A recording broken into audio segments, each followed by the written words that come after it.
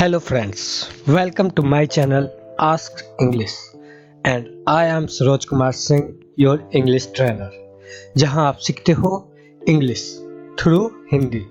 आज हम सीखेंगे मौसम से रिलेटेड वर्ड एंड सेंटेंस। जब कभी भी आप मौसम के बारे में बात करते हैं, मतलब मौसम ठंडा है, गर्म है, बारिश हो रही है, तो ऐसे मौसम से रिलेटेड सेंटेंस को स्टार्ट करने के लिए हम यूज करेंगे इट का। इट यहाँ इंट्रोडक्टरी वर्ड का काम करता है। जैसे कि हम एक सिंपल सेंटेंस को देखें, वह सोच रही है, शी इज थिंकिंग।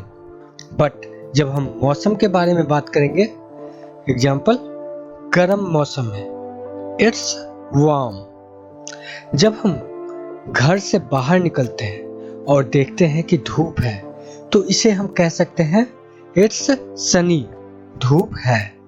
और कुछ दूर जाने के बाद हमारा शरीर धूप के कारण पसीने से चिपचिपा हो जाता है, तो उसे हम कहते हैं इट्स वेरी स्टिकी, बहुत चिपचिप है।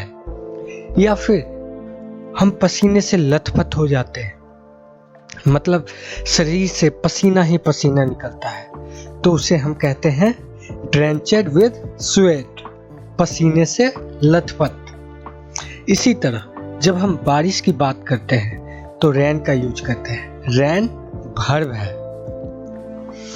बारिश हो रही है, इट्स रैनिंग। यहाँ पर रैन का यूज वर्ब की तरह हुआ है। सो यह चेंज होता रहेगा।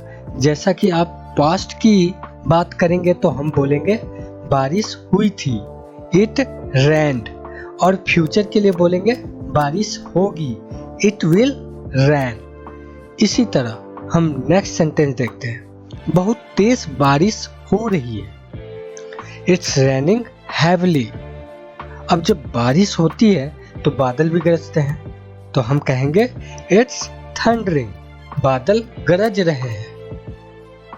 इट्स लाइटनिंग, बिजली चमक रही है।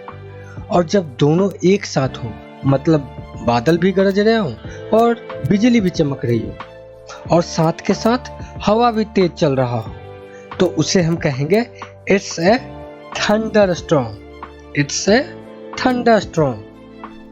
कभी कभी बारिश के साथ बड़े और छोटे छोटे ओले भी गिरते हैं, जिन्हें हम बोलते हैं हेल स्टॉर्म, ओले।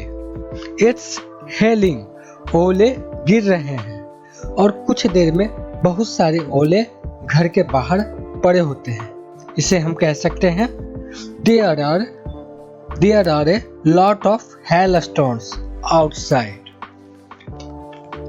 और कुछ देर बाद जब ओले गिरना बंद हो जाते हैं तो क्या कहेंगे हम कहेंगे इट हैज स्टॉप्ड हेलिंग, ओले गिरना बंद हो गया है। उसी तरह बारिश बंद होने पर कहेंगे इट हैज स्टॉप्ड रेनिंग, बारिश बंद हो गया है। बारिश बंद होने के बाद कभी कभी हल्के फुल्के बादल होते हैं, कभी सूरज दिख रहा होता है तो कभी नहीं।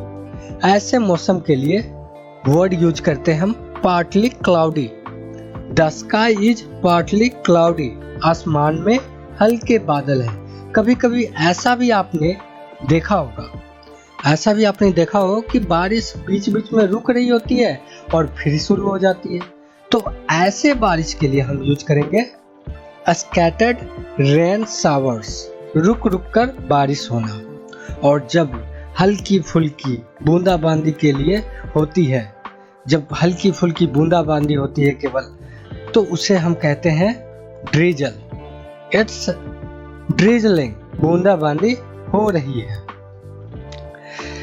अक्सर बारिश के बाद सुहानी हवा चलती है, तो उसे हम कहते हैं what a lovely breeze is blowing, कितनी सुहानी हवा चल रही है। और कभी कभी ऐसा सिचुएशन भी आता है कि बहुत सारे काले घने बादल सन को ढक लेते हैं, तो हम उसे कहेंगे it's overcast in the sky, आसमान में काली घटा छाई हुई है।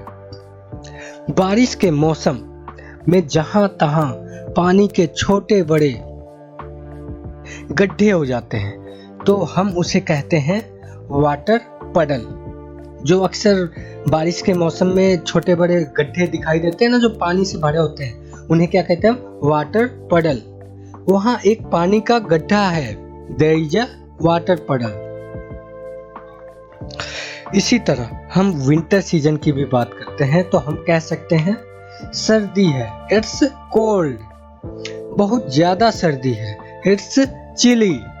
सर्दियों में ठंडे इलाके में बर्फ भी गिरती है तो उसे हम कहते हैं इट्स स्नोइंग आउटसाइड, बाहर बर्फ गिर रही है। या फिर हम कह सकते हैं there is a snowfall outside. बर्फ के रुई जैसे कण या टुकड़े को बोलते हैं हम स्नो फ्लैक्स। ये सभी वर्ड और सेंटेंस मौसम से रिलेटेड थे। कैसा लगा आपको ये वीडियो? अपने लाइक और कमेंट के साथ हमें बताएं। इस तरह के और भी इंटरेस्टिंग वीडियो के लिए आप हमारे इस चैनल को सब्सक्राइब करना ना भूलें। Thanks for watching ask channel.